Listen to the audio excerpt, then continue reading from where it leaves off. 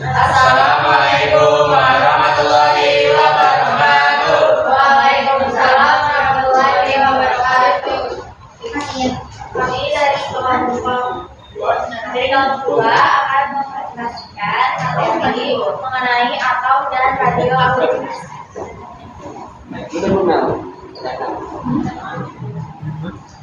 Perkembangan teori atom pertama dan teori atom gamma. Dalton telah melakukan percobaan untuk mengetahui struktur sebuah atom pada tahun 1260 hingga 1804. Pada tahun 1803, Dalton mengungkapkan teorinya, yaitu atom merupakan bagian terkecil dari suatu zat yang tidak dapat dibagi-bagi atau juga tidak dapat dimusnahkan dan diciptakan. Lalu unsur dari suatu atom tidak dapat berubah menjadi unsur atom lain. Dua atau lebih yang berasal dari unsur-unsur berlainan dapat bersenyawa membentuk molekul. Nah, namun pada awal abad 20, teori atom mengalami perkembangan yang sangat pesat. Dalam beberapa hal, teori atom Dalton tidak sesuai lagi. Yang kedua ada teori atom Thomson. Dalam perkembangannya, Thomson memperbaiki kekurangan-kekurangan yang ada pada teori atom Dalton sebelumnya. Pada tahun 1897, Thomson menemukan partikel yang bermuatan negatif yang bisa disebut dengan elektron. Elektron ini ditemukan melalui eksperimen tabung dengan katoda. Teori atom Thomson bisa disebut dengan teori latih Inggris karena atom bermuatan positif dihubungi dengan elektron. Atom muatan positif akan tersebar secara merata, kemudian atom itu dilakukan oleh elektron yang tersebar di antara muatan positif sehingga atom tersebut bersifat general. Yang ketiga, teori atom Rutherford. Pada tahun 1911, Ernest Rutherford dibantu oleh asistennya J. George dan Maxwell mengadakan suatu percobaan untuk menguji kebenaran model atom Thomson. Pada percobaannya, mereka menembakkan partikel alfa pada suatu emas yang sangat tipis yang kurang lebih 0,01 mm setara dengan ketebalan molekul atom.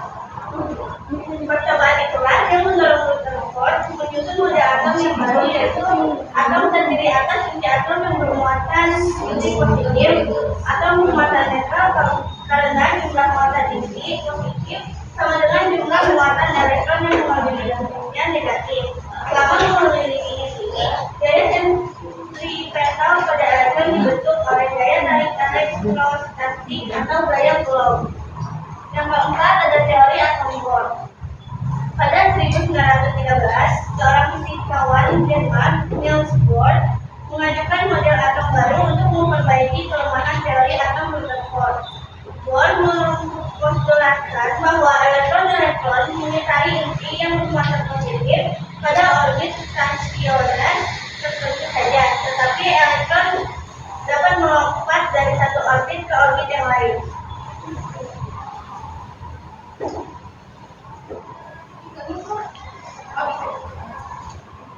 Selanjutnya adalah struktur inti. Jadi partikel penyusun atom itu ada 3, ada elektron, neutron, sama proton. Tapi di sini cuma partikel penyusun inti yang ada di dalam inti atom itu cuma proton sama neutron. Nah, di sini ada contoh unsur X, terus ada A sama Z.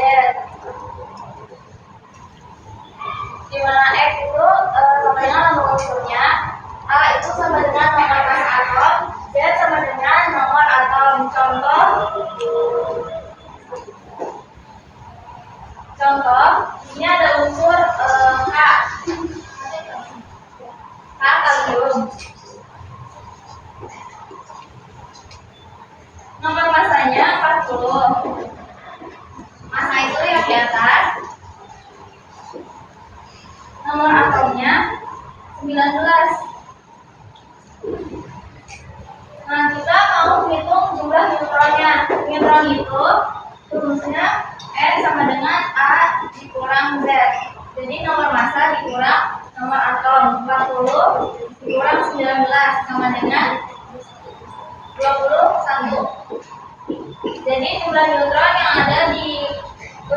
radium itu 21. Selanjutnya ada bentuk, ukuran, dan gaya inti.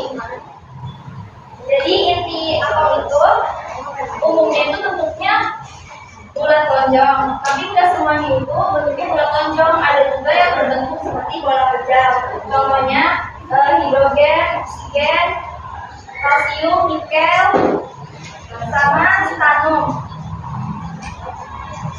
Terus rumusnya itu buat mencari jari-jari intinya, rumusnya R sama dengan R0 A pangkat 1/3.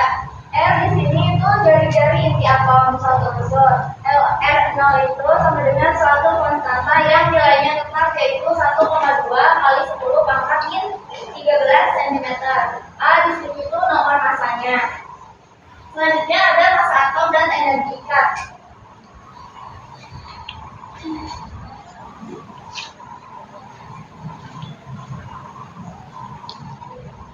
Jadi massa total inti atom itu selalu lebih kecil daripada massa partikel intinya.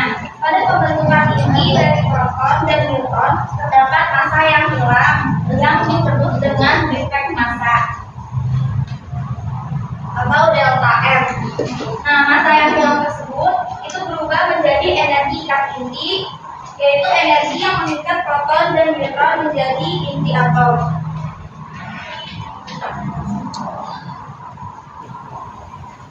Rumus dari defek massa yaitu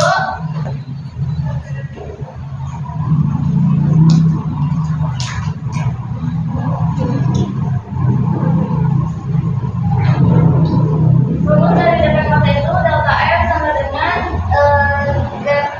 Z kali MP ditambah A dikurang Z kali Mn dikurang M dikurang massa dari unsurnya. Nah, di sini itu Z itu kan nomor atomnya, MP itu massa protonnya, A itu nomor massanya, Mn itu massa neutronnya, M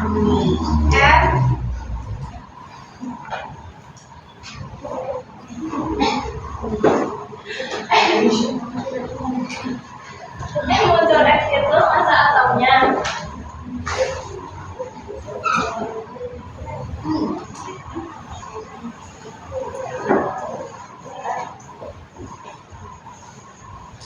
Massa proton itu nilainya kosongan beta, yaitu 1,0073 SMA. SMA itu satuan massa atom. Kalau massa neutron itu nilainya kosongan juga, yaitu 1,00866 SMA. Selanjutnya ada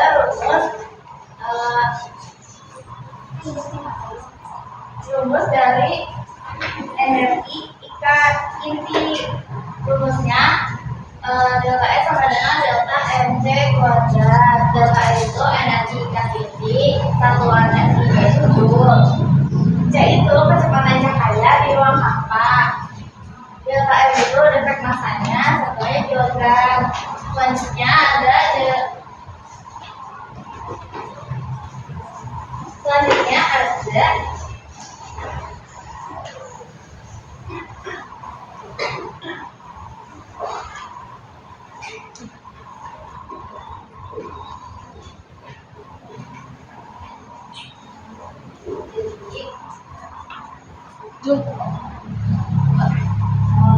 energi tertinggi itu kan itu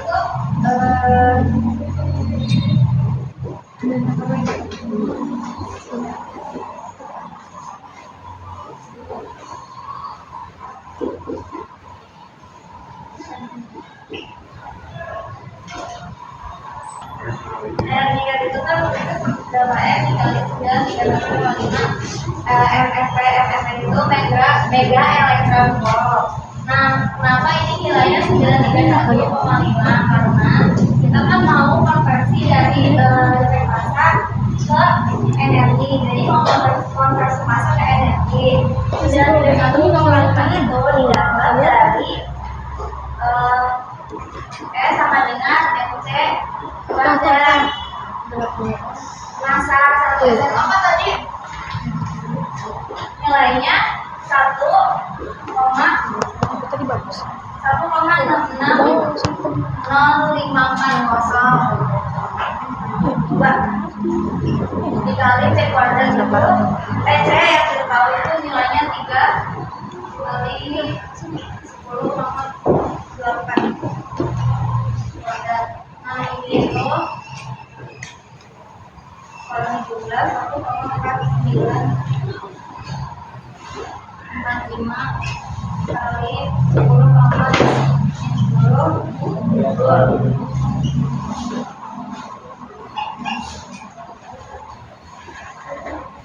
kalau diubahkan rekan banyak 931,5 mmP. Oh ya 1 mmP itu nilainya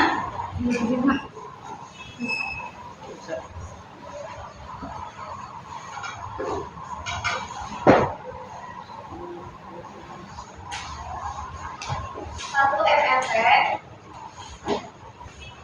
ini gede ya, ini gede sama dengan nilainya itu 10,6 elektron volt atau 1,6 dikali 10 pangkat 13 joule.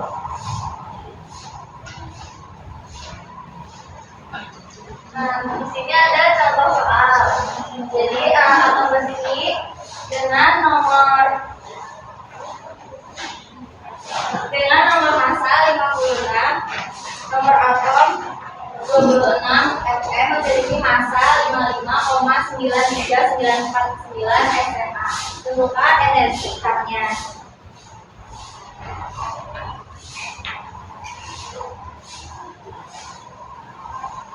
Kita rumus energi ikat kan tadi delta E sama dengan delta M dikali 931,5 mega elektron volt. Nah kita harus cari dulu delta M nya. Delta M itu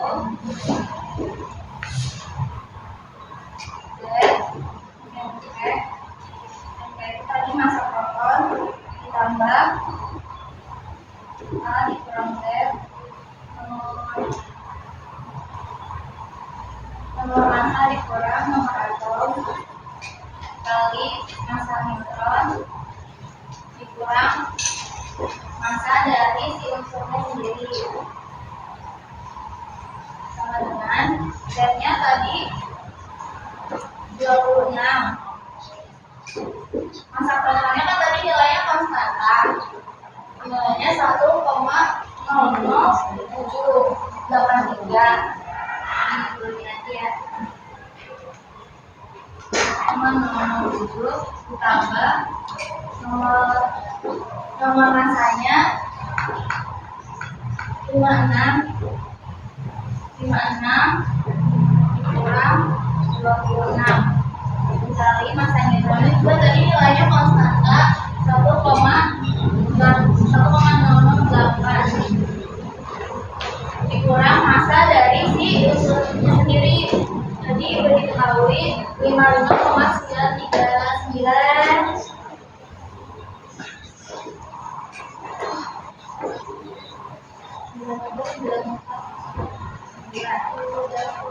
Tinggal ini aja.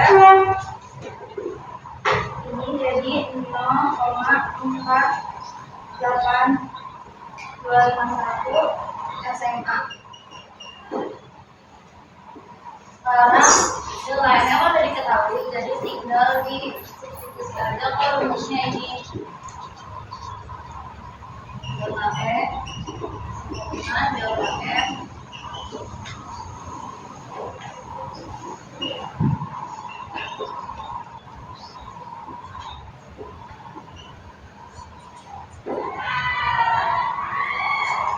nilainya 0,48251 kali 931,5 mega.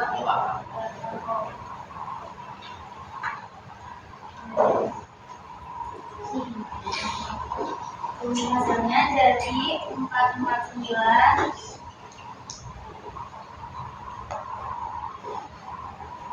4, 5, 8, 7. Dan ini dari soal yang ini. Dan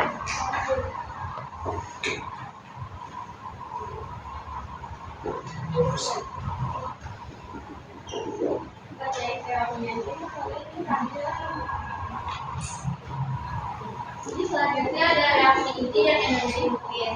Yang pertama itu reaksi inti. Reaksi inti adalah proses perubahan yang terjadi di inti atom karena reaksi inti atom ini dapat memancarkan zat radioaktif sehingga terbentuk inti atom baru. Perubahan itu dikarenakan peristiwa peluruhan, penggabungan atau pecah akibat benturan. Lalu yang kedua ada reaksi fisik. Reaksi fisik yaitu reaksi pembelahan inti atom berat menjadi dua inti atom lain yang lebih ringan dengan disertai timbulnya energi yang sangat besar. Lalu ada reaksi fusi. Reaksi fusi yaitu reaksi penggabungan dua inti atom ringan menjadi inti atom lain yang lebih berat dengan melepaskan energi. Reaksi fusi selalu terjadi setiap saat di matahari di mana neutron dan proton membentuk inti hidrogen dan helium.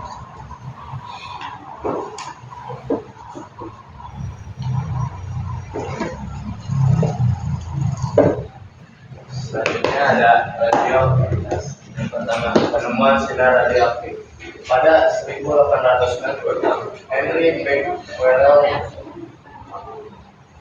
1852 sampai 1908, seorang ahli fisika Prancis mengamati senyawa uranium yang terdapat pada pelat potret. Sinar yang dipancarkan senyawa uranium ini disebut sinar Becquerel. 2 tahun kemudian, yakni tahun 1989, Pierre Curie 1859 sampai 1906 dan Marie Curie 1867 sampai 1934 berhasil membuktikan bahwa sinar Becquerel berasal dari atom uranium, bukan senyawanya. Sinar atau partikel yang dipancarkan oleh unsur radioaktif disebut sinar radioaktif. Yang kedua ada sinar radioaktif. Pada tahun 1900, Rutherford menemukan fakta bahwa selain memancarkan partikel yang bermuatan negatif, yakni sinar beta, unsur radioaktif juga dapat memancarkan partikel yang bermuatan positif. Dari hasil penelitian lebih mendalam dipastikan bahwa partikel bernomor 2 dan nomor massa 4 diberi nama partikel alfa.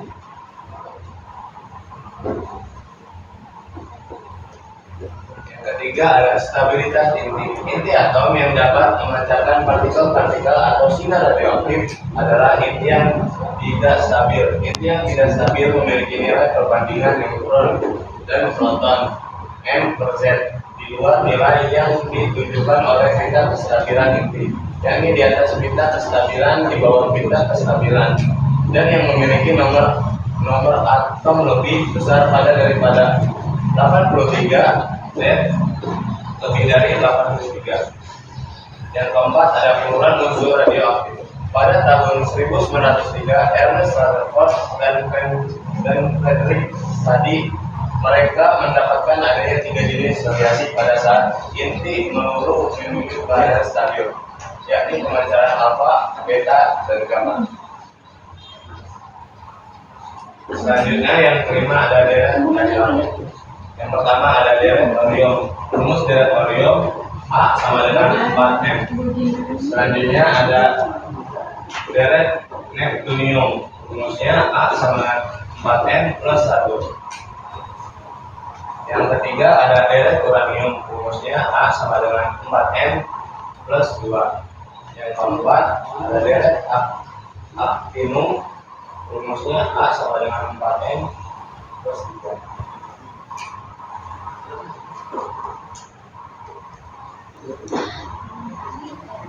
Selanjutnya ada perubahan inti atom. Peristiwa berubahnya inti menjadi inti baru disertai pemancaran sinar radioaktif disebut dengan perubahan.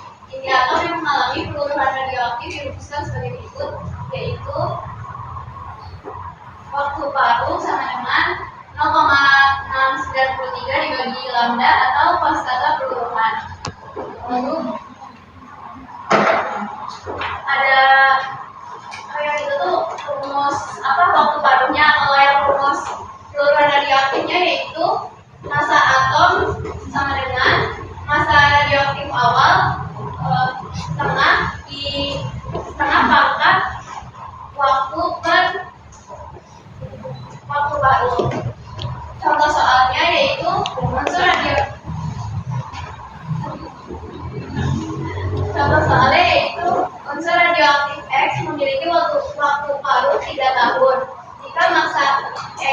gula 400 gram dan telah mengurus selama 9 tahun. Tentukan harga wisata bulan Unsur X.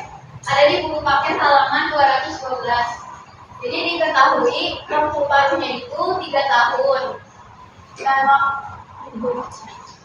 dan waktunya itu 9 tahun. Lalu ada masa atom radioaktif awalnya 400 gram. Jadi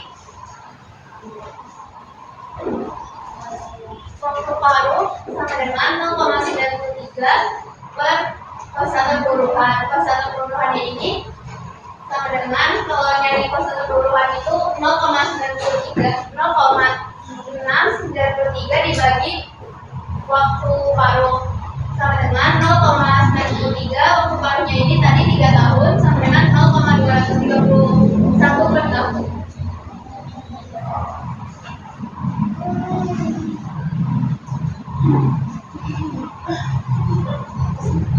Selanjutnya ada teknologi nuklir.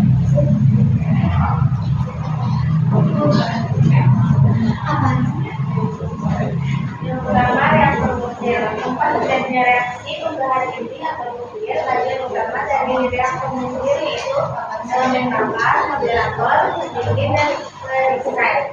Berdasarkan fungsinya, reaktor nuklir dibedakan menjadi 2, yaitu reaktor penyelidikan atau riset dan reaktor daya penghasil fisik tenaga nuklir.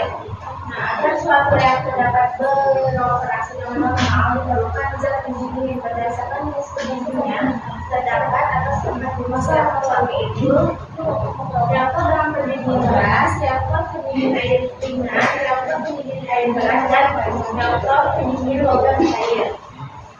Yang kedua, bom nuklir.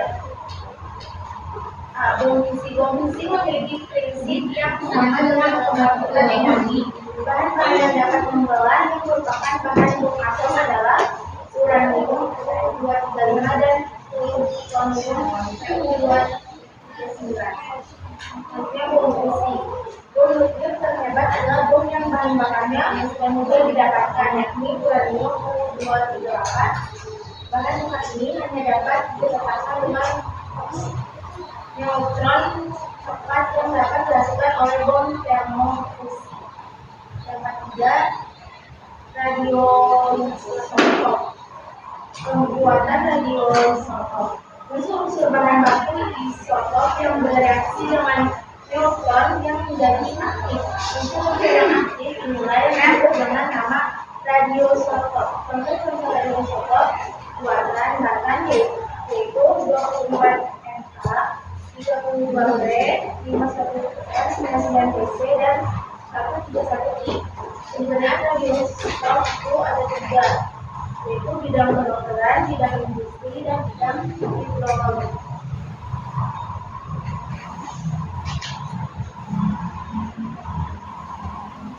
Selanjutnya ada proteksi radiasi. Proteksi radiasi adalah tindakan yang dilakukan untuk mengurangi pengaruh radiasi yang merusak akibat paparan radiasi. Jumlah penahan radiasi yang diperlukan tergantung pada jenis aktivitas dan laju dosis. Yang pertama, penahan radiasi untuk partikel alfa atau Antoine Henry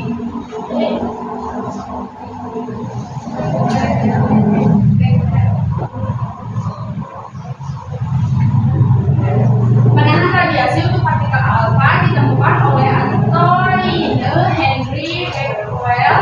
Yang kedua, penahan radiasi untuk partikel beta yang ditemukan oleh Ernest Rutherford. Yang ketiga, ada penahan radiasi untuk partikel gamma yang ditemukan oleh Mary dan Pierre Curie. Yang pertama, ada proteksi radiasi eksternal. Paparan radiasi eksternal perlu memperhatikan 3 faktor. Yang pertama, jarak atau memperpanjang jarak dari sumber radiasi. Semakin jauh dari sumber radiasi, semakin rendah paparan radiasi. Ini karena intensitas radiasi berkurang seiring dengan meningkatnya jarak. Kedua, ada penggunaan perisai radiasi. Menggunakan perisai radiasi dapat mengurangi paparan radiasi. Perisai radiasi dapat berupa bahan padat, cair, dan gas. yang dapat menyerap atau menghembuskan radiasi. Ada minimal waktu paparan. Semakin singkat waktu paparan, semakin rendah paparan radiasi. Oleh karena itu, pentingnya untuk meminimalkan waktu paparan radiasi, ukuran dari proteksi radiasi. Yang kedua ada proteksi radiasi internal. Tindakan pencegahan paparan radiasi internal. Yang pertama ada gunakan masker. Gunakan masker untuk mencegah masuknya datu radioaktif di udara. Yang kedua, gunakan sarung tangan karet untuk mencegah kontaminasi. Yang ketiga, gunakan perlengkapan keselamatan kerja. Yang keempat, ada survei permukaan tempat kerja sebelum dan setelah selesai bekerja untuk melihat kemungkinan adanya kontaminasi.